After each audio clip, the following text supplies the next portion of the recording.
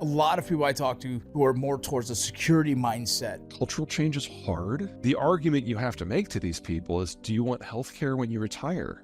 Experience around other cultures, This is an area that is aging relatively quickly. This is an area that can't resuscitate its own labor market without a lot of help, but they allow and even to a degree encourage everyone who's coming in from a certain country or certain ethnic group.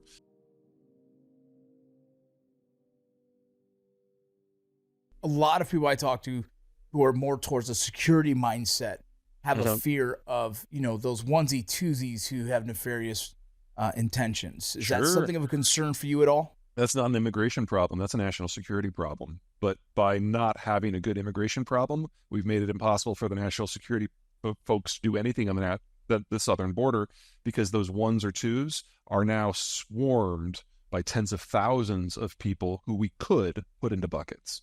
And if we did put them into buckets, then the ones and the twos would much more strongly stand out. Yeah. You talked about economics. You talked about security. The last space was is it the social and cultural? Sure. Is that what you were? Honestly, I think most of the people who are opposed to immigration, that's what they're thinking of even more than security. They may say security, but what they really mean is, I don't want that person here. Cultural change is hard. And the single largest voting bloc we have, the baby boomers, are now majority retired. And when you retire, you get a little crotchety. So it makes sense for me. We've seen this in Europe too, that as populations age past that point, they become a lot more ossified when talking about border issues. But the argument you have to make to these people is, do you want healthcare when you retire? Because there aren't enough people in the country anymore to do it for you. So if you want to die alone in your house or be a burden on your family, then yeah, a closed border sounds like a great idea. But if you want some help, you got to bring it in. Interesting.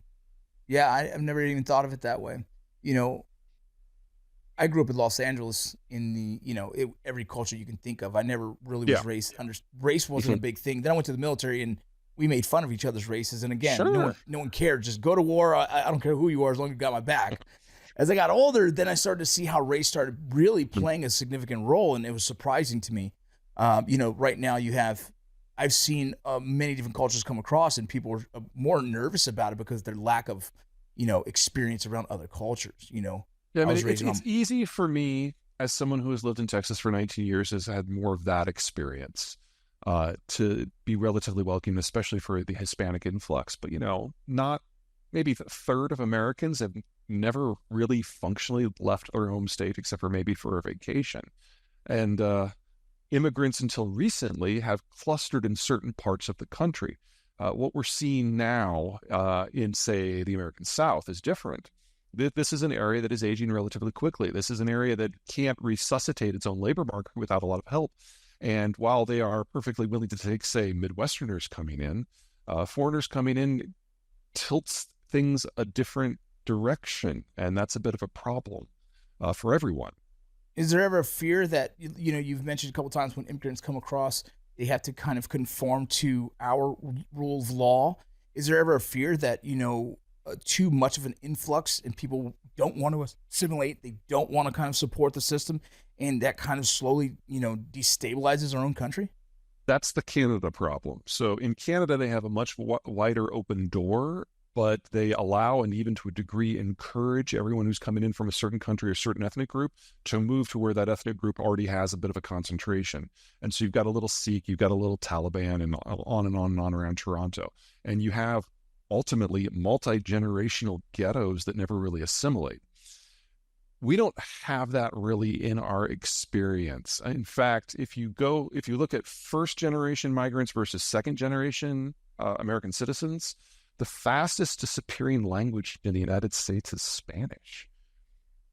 Yeah, they assimilate very quickly. Now that's going to be different group to group and region to region. I'd say the Hmong of the St. Paul area are probably on the far side of kind of retaining their culture because they almost got genocided where they came from, and they're trying to preserve some of it. But as a rule, if you can wait a generation, the language that is imported largely disappears. A lot of the cultural stuff gets sanded down very quickly. America is the best country in human history for doing that. But it takes a generation, and if you're already 60, you're not going to live to see that. I can understand why it's spooky. In my own household, I wasn't raised speaking Spanish, but my parents spoke Spanish to each other. I never taught my kids Spanish because I didn't really know Spanish. My wife understands Spanish fluently but doesn't speak it. And so now we're in an era where I'm trying to teach my younger kids Spanish because I'm like, no, trust me, you need this. You're a bunch of gringos. Yeah, they call us no sabos, or they call it coconuts, everything you can think of. But the one thing we uphold in our house is still our culture by cooking, music, the different cultural things that I've retained from my mother, my grandparents, and my wife as well. But, it's fascinating to think that, could this country be destabilized because of the lack of assimilation? If you look at the settler states, and there's 4 of us: Australia, Canada, New Zealand, and Canada, the United States, Australia, New Zealand, those 4. That has not proven true. And we are not the country that has had the biggest immigration surge. The danger with the way we handle migration is we ebb and flow. And so like right now we're having a nativist moment, but if you go back 20 years, we were having a very internationalist moment. And so we get these big surges, and then we take a break, and then another big surge. And it guarantees that we're always going to have this shock. And then we dial back, and then we're like, oh, we're okay. And then we have another shock. Whereas in, say, like New Zealand, it's a lot more regular. Granted, you can't walk to New Zealand. But it becomes more of a steady trickle. Cultures change. Cultures evolve. And people coming in and joining the culture are one of many ways that those evolutions can happen. But there's always going to be people who want it to go faster, and there's always going to be people who want it to go slower. And, what we call that? Politics. Crazy. Any final thoughts? I honestly